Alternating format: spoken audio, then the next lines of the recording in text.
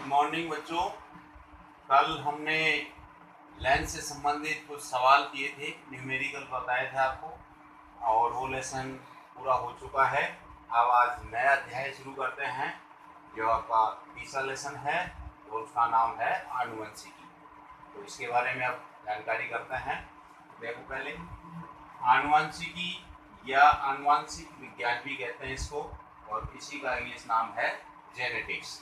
तीन नाम है इसके, आनुवंशिकी कह दो, आनुवंशिक विज्ञान कह दो, या जेनेटिक्स कह दो।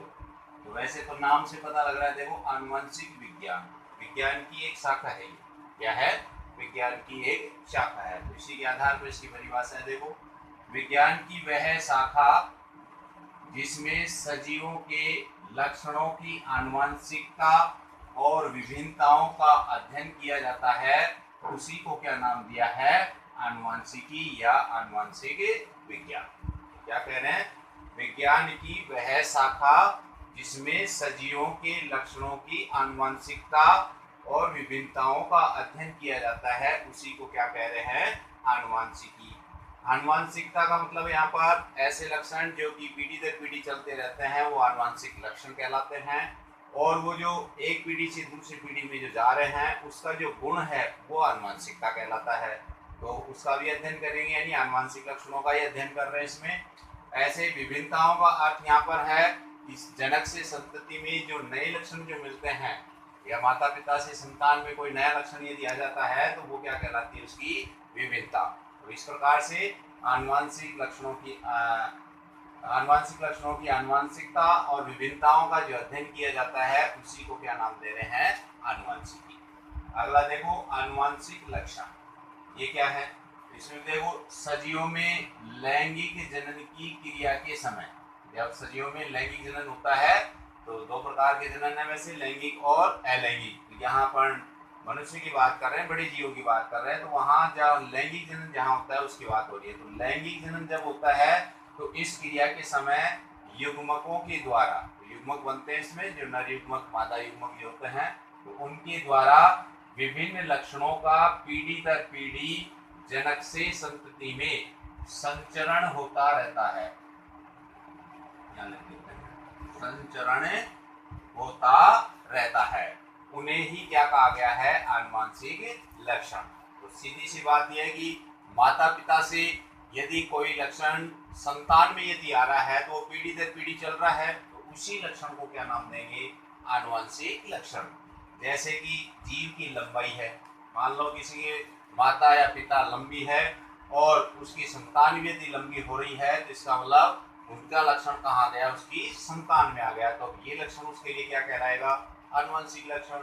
ऐसे ही रंग भी हो सकता है, जैसे माता का रंग बिल्कुल व्हाइट कलर आ रहा है या ब्राउन कलर आ रहा है, तो जैसा भी कलर है वो कलर यदि उसकी संतान में आ जाता है, तो फिर वो क्या कहलाएगा? उसके लिए आनुवंशिक लक्षण। ऐसे शरीर की आकृति भी हो सकती है, चेहरे की बनावट हो सकती है, तो उसके अंदर जो भी माता पिता के लक्षण यदि संतान में आ रहे हैं, तो वो ही लक्षणों को क्या कहेंगे अपन? आनुवंशिक लक्षण। जो लक्षण सेम होने चाहिए, एक जैसे होने चाहिए। इसी प्रकार देखो, आनुवंशिकता या वंशागति, या इसी को हेरिडिटी भी कहते हैं।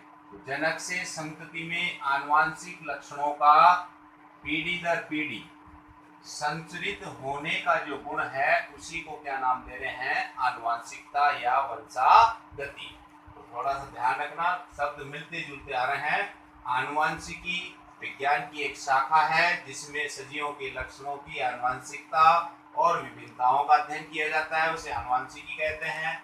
आनुवंशिक लक्षण, जो कि नाम से पता लग रहा है, ये एक प्रकार का लक्षण है। ये जो कैसे लक्षणों की बात हो रही है इसमें सजीवों में लैंगिक जनन की क्रिया के समय युग्मकों के द्वारा विभिन्न लक्षणों का पीढ़ी दर पीढ़ी क्या होता है? इसमें जनक से संतति में संचरण होता है। संचरण का मतलब एक स्थान से दूसरे स्थान पर चला जाता है, या एक पीढ़ी से दूसरी पीढ़ी में जा रहा है, तो संचरण हो गया। तो उन्हीं लक्षणों को क्या नाम देंगे? आनुवंशिक लक्षण। जैसे उदाहरण बताया, जीव की लंबाई है, रंग है, आकृति है।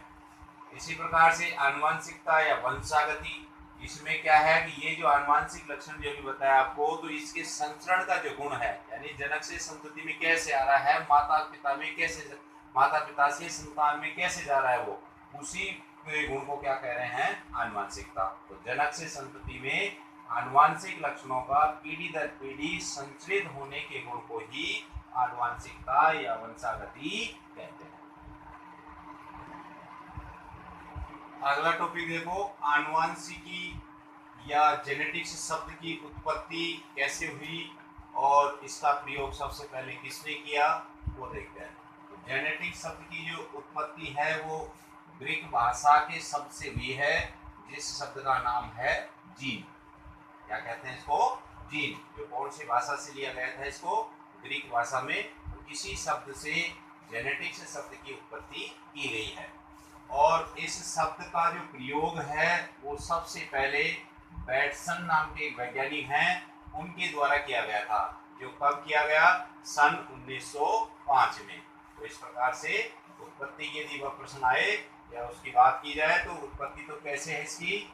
ग्रीक भाषा के शब्द जीन से इसकी उत्पत्ति हुई है और जेनेटिक शब्द का जो प्रयोग है वो सबसे पहले किसने किया था? बैटसन ने। और कब किया था? ये 1905 में। इसी प्रकार से दूसरा देखो, आनुवंशिकता या वंशागति जो है या इसी का इंग्लिश शब्द है हेरिडिटी। इस शब्द का प्रतिपादन किसने किया या इसका जो शब्द है वो किसने दिया? वो देखो, तो हेरिडिटी शब्द का प्रतिपादन जो है स्पेंसर नाम के वैज्ञानिक के द्वारा दिया गया है। कौन से वैज्ञानिक से? स्पेंसर वैज्ञानिक के द्वारा इसका प्रतिपादन किया गया था, जो कि कब किया गया है? सन 1863।